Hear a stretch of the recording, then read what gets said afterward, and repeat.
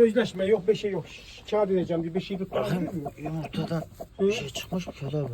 Civciv nerede? Alanı üstünden bir aşağı indirelim. Tavuğu alsana üstünden. Ha?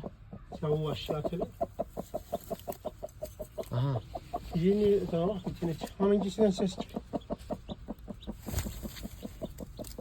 Tamam, bir tane kendine benziyor oyun iş. Ne? Bak geri kulağına. Yok be. Açılacak bir yerinden.